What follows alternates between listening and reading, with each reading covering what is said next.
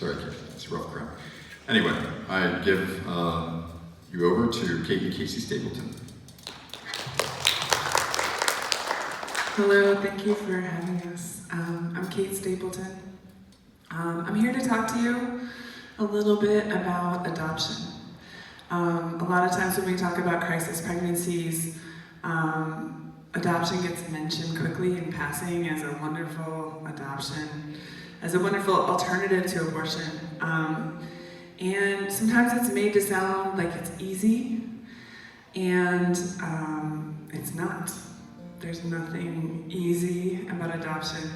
And I know that because of my own personal experience, because at Thanksgiving time 19 years ago, I was just about to face my entire huge Catholic family, and I was secretly 3 months pregnant, and I was terrified. I grew up in a super pro-life family. I went to a Catholic school. I even attended a lot of events just like this. And I always felt like unplanned pregnancy was something that happened to other people and that it would never happen to me. And I remember reading an article once about a woman who gave her child up for adoption, and I thought, wow, that's so brave. I would never do that. I could never do that. That would never be an option for me. And then I got pregnant. And I was just about to leave. I was planning to go to Peru and work as a missionary in an orphanage, ironically. So I was about to buy my plane ticket, and I was between jobs, and I was in the middle of breaking up the relationship that I was in, and that's when I found out that I was pregnant. And I felt, when I got the results of that pregnancy test, I felt like my world had ended and I had destroyed my life. I felt like I had fallen off a cliff. And I was so scared to tell my parents, and I didn't want to tell my 8 younger siblings. I didn't want the people that I'd grown up with and the people I went to church to know. But what I did know was that I had to figure out how to take care of the child that was growing within me, because I knew that I'd made a choice, and the result of my choice was that I was now responsible for someone else's life. And I had to figure out how to give that child the best life that I possibly could. So it was November, and I was in Chicago, and it was dark, and it was cold, and it was starting to snow, and it was just totally bleak. And I had 2 things. I had a child within me, and a decision to make about that child, and I had a little tiny harp. It wasn't as big as this one. It was really small, probably about this tall. I bought it in high school. I heard someone playing the harp, and I thought it was the coolest sound. So with my first paycheck for my first job, I bought this little harp. And I learned how to play like 2 songs on the harp. But I never really seriously pursued it because I was really busy. And when I found myself in Chicago contemplating the life of a child and my own future, which I couldn't begin to imagine, I started really seriously playing this little harp every day. I would play it for an hour every day because it felt like the only hopeful thing that I could do. And in the course of praying and crying and thinking and researching, and in conversation with the father, the birth father, we decided to place our child for adoption, because we felt like it was so important to give our child 2 parents, a mother and a father who loved each other and could provide a stable life for that child. So when I first spoke on the phone with the young couple who we chose to become the parents of our child, I asked them if they were musical at all, because both the birth father and I were musicians, and they said no, not even remotely. But we love music. Music is great. We would love to, support a musical child. We'll play music. We'll give her piano lessons.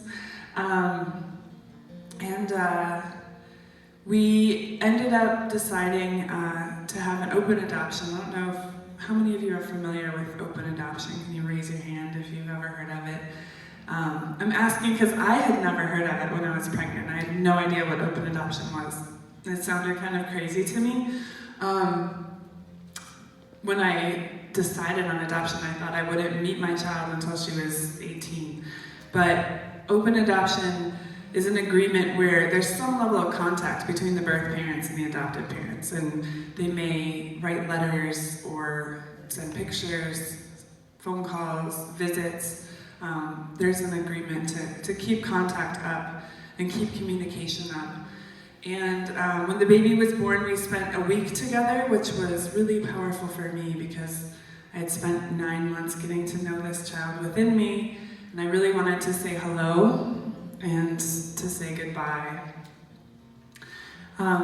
It's hard to convey the intensity of the love that you feel for your newborn child in words, and I'm going to do it actually in a song. We're musicians, and one of the songs that we wrote we call Moses, and when we were writing that song, I was thinking about my experience as a birth mother, but I was also thinking about the mother of Moses, who was so desperate to protect him, because when Moses was born, the Pharaoh had decreed that all of the young boys who were born to the Israelites must be thrown into the river and drowned. They all had to be killed. So when he was born, she hid him. And she hid him and she cared for him for 3 months. And then she placed him in a basket and she sent him out on the river. And he floated down to the palace where the Pharaoh's daughter pulled him out of the river and saved his life. And this song is about both of the mothers of Moses and about all women and the way that they bear children and the choices that they make to protect them. This is Moses.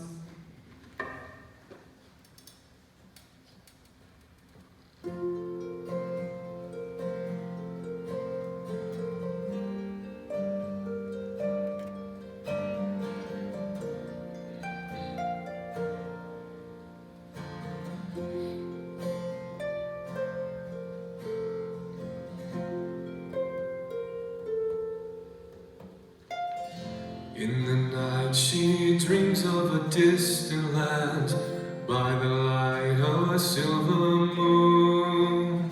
Morning brings a vision of sun-bleached bones, and a child will be here soon. There's a river rushing before her in the burning noon. Oh,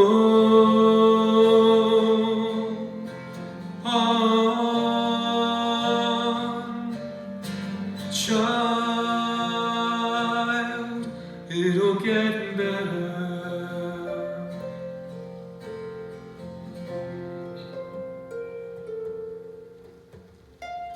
So she weaves a basket of fragrant leaves in the shade of the willow bank, softly chanting songs of a distant home, singing low so her heart won't break.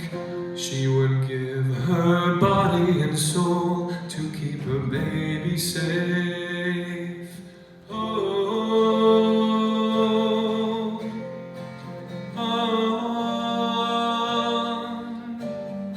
child,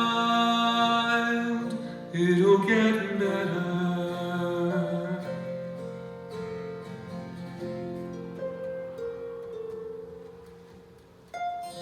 When it's time, she tenderly kisses him, and the current slips away. Empty arms are aching to nurture him. She's lost in a barren place. trusting in the promise of kindness in a stranger's face. Hold on, child, it'll get better.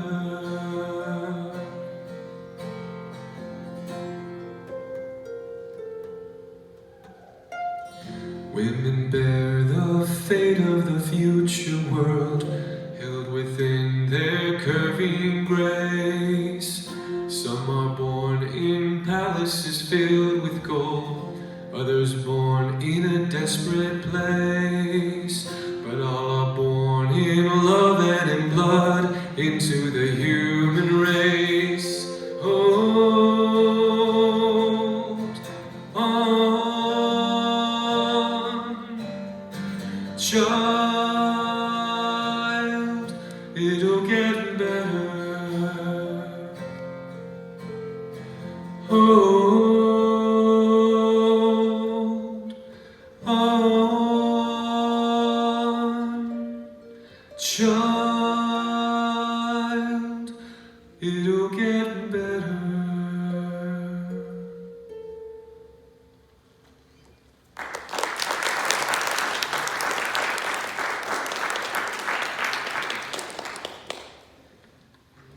So, my daughter was raised by this incredible father and mother in California, 2,000 miles away. And they named her Bridget. And I visited them for the first time when she was turning 4. And I was so scared. We pulled up and I was trembling and I didn't know what to expect. And I got out of the car and this little girl came flying at me with her arms outstretched. She couldn't wait to show me around, and it was such an incredible moment. A few years later, her whole family attended our wedding. And this year, she started her freshman year in college at the Franciscan University of Steubenville, which is just 45 minutes from our home here in Pittsburgh. If you give God everything, what will He give you in return? I think that's a great question when you look at the life of Moses. And sometimes it takes so long to see the way that the strands of the story are woven together.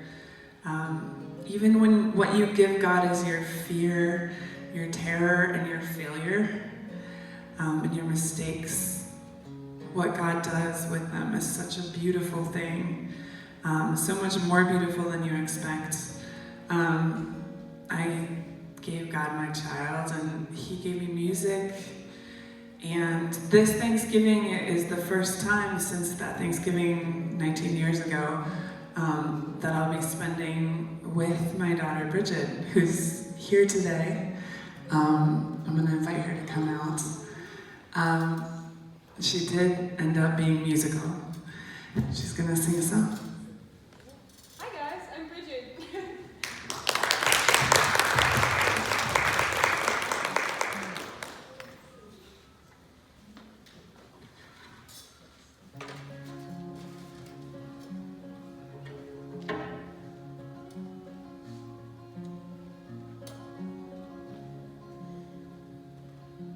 Nobody knows how to say goodbye.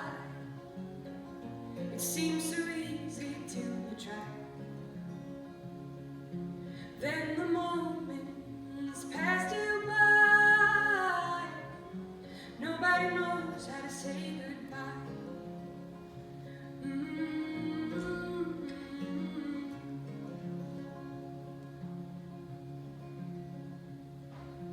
Nobody knows how to get back home.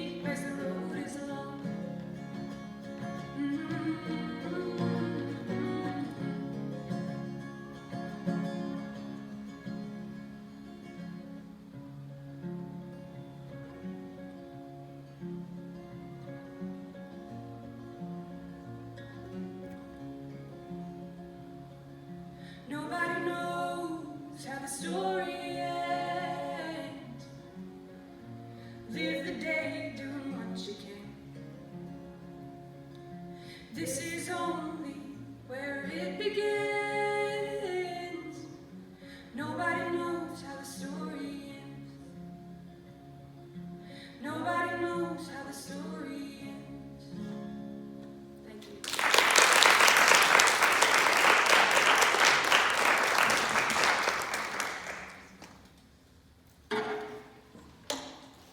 So I think we have a little bit of time for questions. If any of you have questions, you're welcome to ask them.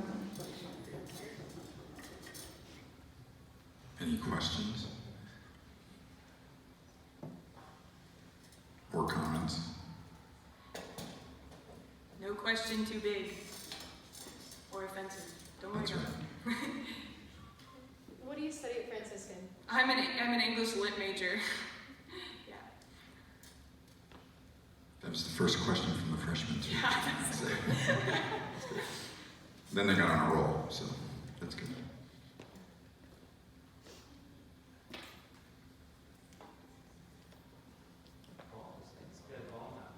Oh, did you? Tom, you're always doing this in the back of the room. Kate, how did your family receive the news that you were pregnant?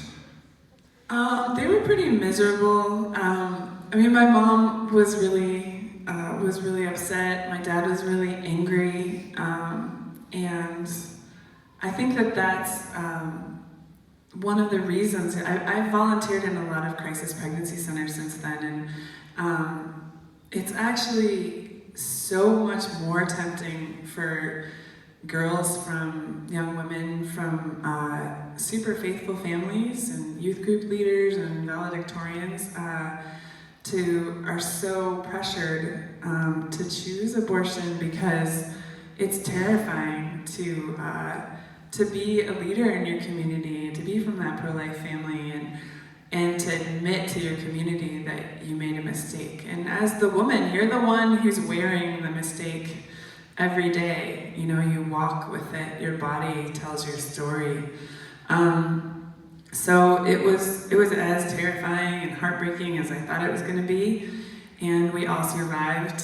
And I know that it was a real challenge for my mother to her pride, but in the end, I think it brought us closer together, but it was hard. It was definitely hard.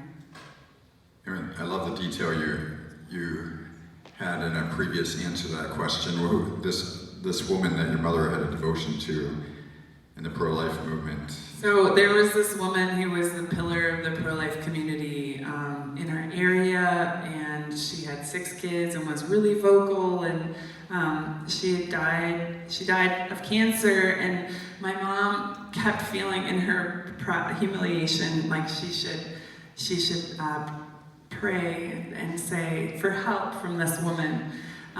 So she was like, Barbara, I don't know why, but I feel like I need to ask your help, but I'm so embarrassed. I don't even want to tell you what happened, even though you're dead and you're in heaven. But she kept going and saying, like, please help me, help my family, help my daughter. You were so wise on this topic. And then we learned several months later that woman had actually given up not 1 but 2 children she had placed for adoption earlier in her life. So I think you never know someone's story.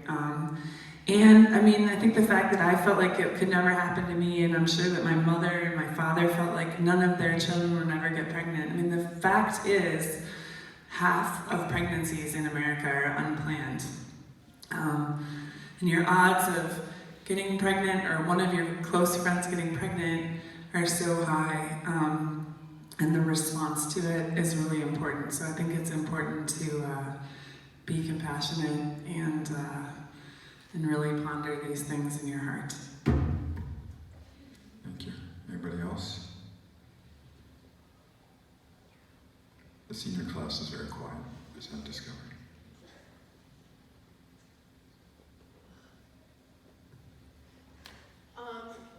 How old were you when you found out that you were adopted, and like, how was that for you? An interesting question. So I brought this up earlier in the other presentations, but my parents never sat me down and said, "You're adopted." I've known my entire life, which sounds weird because like you can't really, I don't know, you can't really gauge when you come to terms with something like that.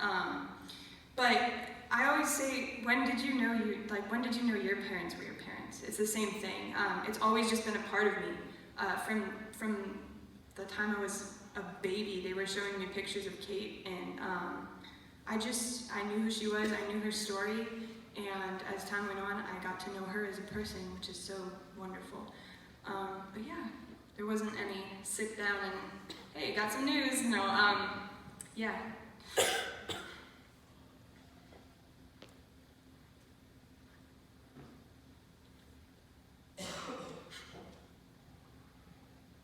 Go ahead, Lucy. Are all of the songs you guys perform as the group, are they all originals?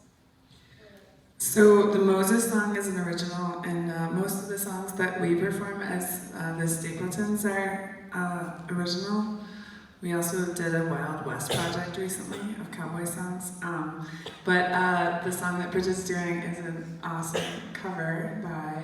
Yeah, it's a Lumineers song actually. And I performed it at my graduation from high school last year, and a couple days later, Kate called me. She said she had seen the recording of it, and we talked for hours about how much that song spoke to both of us in different ways. So I think that song, it conveys so much more than I am able to right now about the situation. It's so, like, I have so much joy, and there's also that beautiful hint of pain in that song, which I think perfectly captures the situation. Yeah, and I saw it, Bridget's mom sent me a link to her performing the song, and I just was like bawling. Casey and I were actually in the middle of recording our last album, and we were about to record, and I came up into our recording studio in our house and was like sobbing. He was like, "What happened?" I was like, "I heard Bridget singing this song." But actually it was also Bridget's mom who was like, "You guys should do this as a duet." So she totally suggested that. Like, she said, "That would be really cool if you guys did this as a duet." So we're doing this for Michelle, I guess.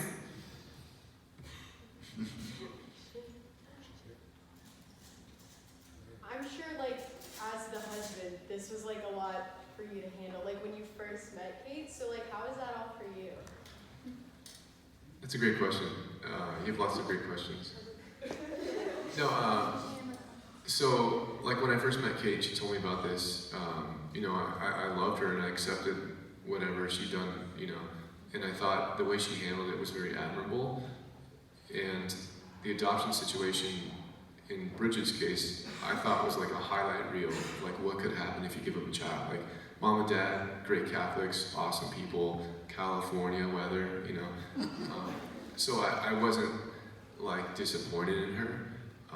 You know, we all have done things. There's things about me that are, you know, everybody has something odd or something in their past. And I think, you know, when you love someone, you embrace what they bring in a relationship. Now, I was raised by my own father, not a stepfather. So if you have a stepdad or stepmom, you know, that takes a special virtue to look upon a child that's not your own, but you still love them as your own. And I didn't feel called to that, to raise Bridget. I mean, she's already in family. But if you have a stepmom or stepdad, you can kind of feel or understand in some way just how much they do love you, even though they're not your flesh and blood.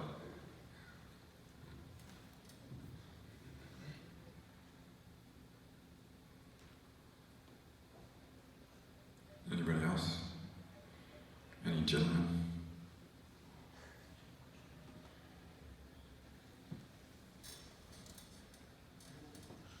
Yeah, Alexa. What did the like father say whenever you told him that you were pregnant? The birth dad? Yeah. So, I had mentioned that we were like at the end of a miserable breakup. So when I went over to tell him that I was pregnant, he thought I was coming to tell him that we were breaking up. And I was like, "I have something to tell you." And he was totally shocked. I mean, I was 21, he was 19. And we were united though in really wanting to figure out what to do. We spent a huge amount of time talking about what we should do, and he felt really clearly that he knew that he couldn't be a father. I was moving 10 hours away, and we both really wanted to avoid a situation where I was the parent of the child and he showed up once or twice a year or not, because we knew that that was the reality of what was going to happen, and we felt like that would really be devastating to our child. And so both of us felt like having a stable set of parents, having a mother and father was really, really important. And he was there when Bridget was born, and he spent that first week, the adopted parents would come visit every day, and then we had time with her. And then he was able to come visit when she was turning 7 in California. So yeah, he's definitely been a part of that decision as well, and I'm grateful for that. Okay, this is for Bridget. Do you have any other siblings, any adopted siblings, or Yeah. are you a single child? Yeah, no, my parents actually adopted, including me, 7 kids, because my mom couldn't have kids, so they're superstars. We're all adopted, and we're all in open adoption, so I've gotten to see the whole spectrum of stories, really. It's so awesome, and it's awesome to have those people in your family that can really, really understand you, on a deep level. But yeah, it's so awesome.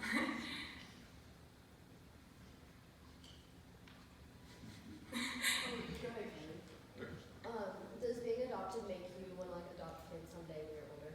I've thought about it before. I thought about it a lot when I was younger. To be honest, I thought about it because I'm terrified of childbirth. But so as I've grown up, I've probably realized I would probably have my own kids. But if you feel called to adopt, it's so wonderful. And there's a lot of there's a lot of birth mothers out there who need good families, good Catholic families to put their kids into. So yeah. How much music have you created together? Albums and songs? Casey and I have 2 albums that we've done together. We've been working on music for a couple of years. Good afternoon. See what's out. Actually